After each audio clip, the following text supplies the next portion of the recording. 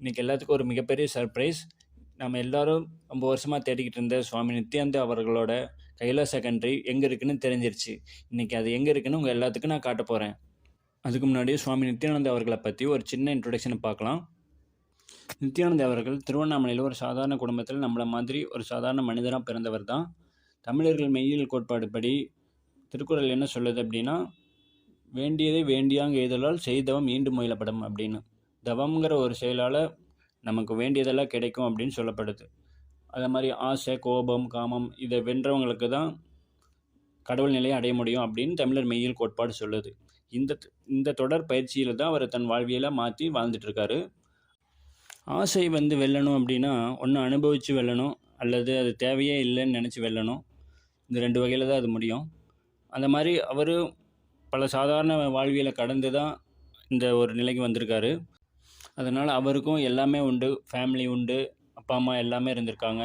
அவருக்கும் எதிரிகள், நண்பர்கள், கேர்ள் ஃப்ரெண்ட் எல்லாருமே இருந்திருப்பாங்க. Good relation, bad relation, good person, bad person அவரும் எல்லாத்தையும் லைஃப்பில் சந்திச்சிருப்பார். இந்த மாதிரி இயற்கை வாழ்வியல் பல நிலைகளை கடந்து தான் இங்கே எல்லாருமே தன்னோட அறிவு உயர்நிலை அடைய முடியும். அந்த மாதிரி தான் அவரும் எல்லாத்தையும் கடந்து தன்னை ஞான உயர்நிலையை அடைந்து அந்த மெய்யியல் கோட்பாடுகளை நமக்கு தொடர்ந்து போதித்துட்ருக்காரு. ஆதி தமிழர்களோட ஆசீக மெய்யியல் கடவுளை பற்றி ஒரு வார்த்தையில் என்ன சொல்லுது அப்படின்னா, அதுவே நான், நானே அது அப்படின்னு சொல்லுது.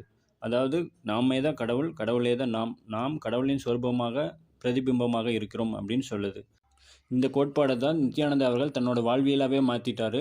தன்னை ஒரு கடவுளாகவே உணர்ந்து, கடவுளாகவே ஒரு சிவபெருமானாகவே தன்னை நினைத்து வாழ்ந்து அந்த உயர்நிலையை அவர் அடைஞ்சிருக்காரு. இவரோட போதனைகள் சாதாரண சின்ன ஊரில் இருந்து மிகப்பெரிய நாடு வரைக்கும் தன்னோட வளர்ச்சியை கொண்டு போயிருக்காரு. இவரோட ட்ரஸ்ட்டோட சொத்து மதிப்பு மட்டும் கிட்டத்தட்ட 10,000 கோடிக்கு மேலே இருக்குது. உலகம் ஃபுல்லாக இவரோட ஃபாலோவர்ஸ் இருக்காங்க, 110 கண்ட்ரிக்கு மேலே. நம்ம சாதாரணமாக லைஃப்பில் ஏதோ ஒரு பிஸ்னஸ் பண்ணாலோ, சின்ன ஒரு ஷாப் வச்சு நல்ல பிஸ்னஸ் பண்ணாலோ, பக்கத்தில் இருக்க ஆப்போசிட்டில் இருக்க பர்சன்ஸ் எல்லாம் நம்ம மேலே தாக்குதல் நடத்துவாங்க. அதை எப்படி முறியடிக்கணும்னு பார்ப்பாங்க. இவருடைய மிகப்பெரிய அசுர வளர்ச்சி கண்டிப்பாக ஒரு எதிரியை கண்டிப்பாக உருவாக்கும். அதனால் இவரும் பல சாதகமற்ற சூழ்நிலையை சந்தித்து பல நிகழ்வுகளுக்கு அப்புறம் இப்போ அவர் எங்கே இருக்காருன்னே தெரியல, அவருடைய இருப்பிடம் யாராலையும் கண்டுபிடிக்க முடியல அப்படின்னு சொல்கிறாங்க. இப்போ அவர் தனக்கான ஒரு நாடை உருவாக்கி இருக்கிறதாகவும், அதில் வாழ விரும்புகிறவங்க யார் வேணாலும் வரலாம், எல்லாமே இலவசம் அப்படின்னு பல செய்திகள் வந்திருக்கு, நம்ம எல்லோரும் பார்த்துருப்போம். அவர் உருவாக்கின அந்த கைலாச நாடும் எங்கே இருக்குன்னு யாருக்குமே தெரியல. கூகுள், விக்கிபீடியாவில் சர்ச் பண்ணால் கூட அது ஒரு ஃபிக்ஷன் அப்படின்னு தான் வருது. அதோட லேட்டிடியூட், லாங்கிடியூட் என்னென்னு தெரியல, எந்த காண்டினென்ட்டில் இருக்குன்னு தெரியல. இப்போ அவர் உருவாக்கின அந்த கைலாச நாடு எங்கே இருக்குன்னு பார்க்கலாம். அதுக்கு முன்னாடி சேனலை சப்ஸ்கிரைப் பண்ணாதவங்க சப்ஸ்கிரைப் பண்ணிக்கோங்க. இந்த மாதிரி நிறைய வீடியோ அப்லோட் பண்ணுறேன். இப்போ அந்த கண்ட்ரி எங்கே இருக்குன்னு பார்க்கலாம். நம்ம எல்லோரும் மொபைலில் மெசேஜ் பண்ணாலோ, கால் பண்ணாலோ, இல்லை ஏதோ ஒரு நீங்கள் லோன் ஆப்பில் ஒரு 10,000 வாங்கினாலோ உங்கள் லொக்கேஷனை தேடி கண்டுபிடிச்சி வந்துடுவாங்க.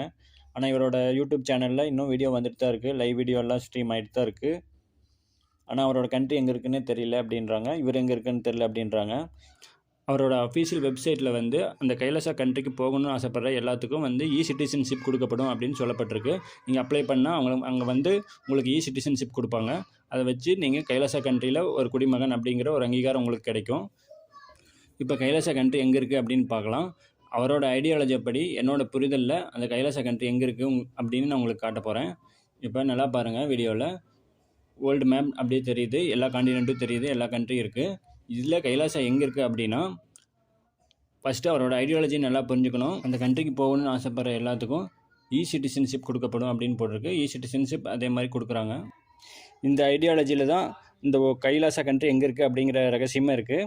அதாவது சிட்டிசன்ஷிப், இப்போ நீங்கள் இந்த சிட்டிசன்ஷிப் கார்டு வாங்கிட்டால் அந்த நாட்டு குடிமகன், அவரை நீங்கள் ஒரு நாட்டோட தலைவராக, ஒரு பிரைம் மினிஸ்டராக நீங்கள் ஏற்றுக்கிறீங்க அப்படின்னு அர்த்தம். இப்போ இந்தியாவில் 50% 70% மக்கள் கைலாசா கண்ட்ரியோட சிட்டிசன்ஷிப் வாங்கிட்டால் நம்ம எல்லோரும் அவரை தலைவராகவோ பிரைம் மினிஸ்டராகவோ ஏற்றுக்கிட்டோம் அப்படின்னு அர்த்தம்.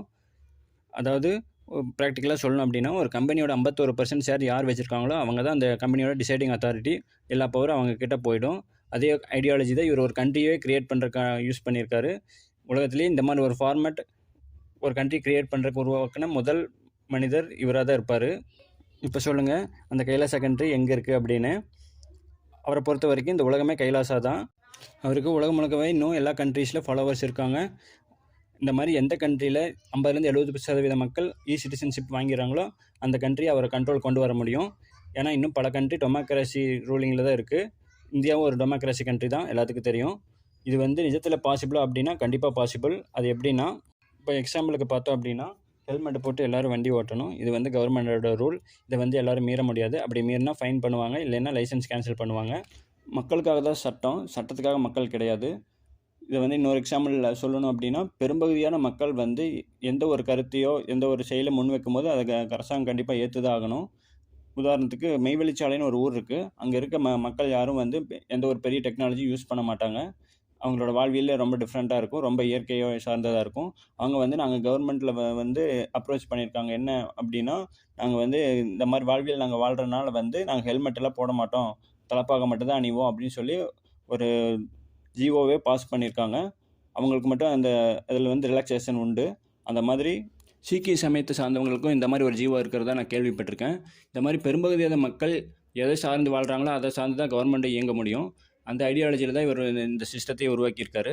இப்போ குறிப்பாக ஒரு ஸ்டேட்டோட பெரும்பகுதியான மக்கள் வந்து இவரோட சிட்டிசன்ஷிப் வாங்கிட்டு அந்த ஸ்டேட்டை இவரோட ஆட்சியில் வந்து ஒரு அரசியலமைப்பை கொண்டு வர முடியும்.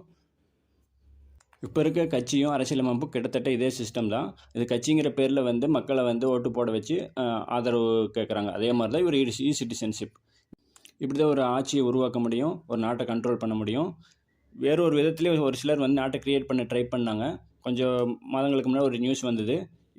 உலக நிலப்பரப்பில் எந்த பகுதி யாரோட நாட்டிலையும் கண்ட்ரோல் இல்லையோ அந்த நிலப்பரப்பை ஒருத்தர் வந்து இது வந்து என்னோட நாடு, இதை வந்து ஒரு நாடாக நான் வந்து க்ரியேட் பண்ணிக்கிறேன் அப்படின்னு சொல்லி ஒருத்தர் முயற்சி பண்ணுறதா நியூஸ் சேனல் கூட வந்துச்சு. அந்த மாதிரியும் க்ரியேட் பண்ண முடியும். ஆனால் வந்து அதனால் எந்த யூஸுமே இல்லை. ஏன்னா மக்கள் இல்லாத ஒரு வெற்றிடத்தை வச்சு யாரையும் ஒன்றும் பண்ண முடியாது. மக்கள் மதம் உங்கள் கண்ட்ரோலில் வரணும். அப்போ தான் ஒரு நாடை ஈஸியாக க்ரியேட் பண்ண முடியும். இவர் வந்து அந்த சிஸ்டத்தை ஃபஸ்ட்டு மக்களை வந்து தன் கண்ட்ரோலில் கொண்டு வந்து ஒரு நாட்டை க்ரியேட் பண்ணுறதுக்காக ட்ரை பண்ணி தான் கைலாசாங்கிற ஒரு சிஸ்டத்தை உருவாக்கியிருக்காரு. எது எப்படி இருந்தாலும் தமிழர்களோட மெய்யியல் கோட்பாடுகளான ஆதிசைவம், அதாவது ஆசீவக மெய்யியல் கோட்பாடுகள் உலகம் ஃபுல்லாக தமிழர்களுக்காக மட்டும் இல்லை, அனைத்து மக்களுக்காகவும் மிக சிறந்த போதனையை இன்றைக்கு வரைக்கும் செஞ்சிட்ருக்காரு. இப்போ ஒரு மிகப்பெரிய ஒரு ப்ராஜெக்ட் பண்ணிகிட்ருக்காரு. அதாவது ஸ்பிரிச்சுவல் ஏஐ அப்படின்னா கடவுளை பற்றி, ஆன்மீகத்தை பற்றி உங்களுக்கு என்னென்ன கேள்வி இருக்கோ அத்தனைக்கும் அது இந்த ஏஐ பதில் சொல்லும். அந்த மாதிரி ஒரு ஏஐ டூல் உருவாக்கிட்டு இருக்காரு. அது கூடிய சீக்கிரம் லான்ச் பண்ணுவார். அது லான்ச் ஆச்சுன்னா உலகம் ஃபுல்லாக அனைவரோட கைகள்லையும் தமிழர்களோட மெய்யியல் கோட்பாடு மிக தெளிவாக அனைவரோட வாழ்க்கை பிரச்சனைகளையும் இயற்கை சார்ந்த, கடவுள் சார்ந்த அனைத்து தெளிவும் நமக்கு ஈஸியாக கிடைக்கும். இவர் மேலே இருக்கிற ஒரு ராங்கான இமேஜ் எல்லாத்து மேலேயும் எல்லா காலகட்டத்திலையும் ஒரு சமய தலைவர்களுக்கு வந்து நேர்ந்த சூழ்நிலை தான். வள்ளலாரையவே கோர்ட்டில் கொண்டு போய் நிறுத்தின அதே சமுதாயம் தான் இவர் மேலேயும் ஒரு ராங்கான இமேஜ் கொண்டு வந்திருக்கு. அவருடைய கொள்கையிலையும் கோட்பாடுகளையும் நோக்கத்திலேயும் தான் நம்ம கேள்வி கேட்கணுமோ சுட்டி காட்டணுமோ ஒழிய அவரோட தனிப்பட்ட வாழ்க்கையை வந்து நம்ம சுட்டி காட்டுவது நம்மளுடைய அறிவு குறைபாடு தான் குறிக்குமோ ஒழிய அவர் மேலே எந்த குறைபாடும் நம்ம வந்து முன்வைக்க முடியாது. ஏன்னா எல்லாருமே இங்கே சராசரியான வாழ்க்கையை கடந்து தான் ஒரு அறிவு சார்ந்த, ஞானம் சார்ந்த உயர்நிலையை அடைய முடியும். இவரோட சாதகமற்ற சூழ்நிலையும் தன்னோட நோக்கத்திலையும் செயல்லையும் தன்னோட படைப்புகள்லையும் பின்வாங்காமல் உறுதியாக செயல்படுற இவரோட உழைப்புக்கு வந்து நம்ம மிகப்பெரிய சல்யூட் கண்டிப்பாக கொடுத்தே ஆகணும்.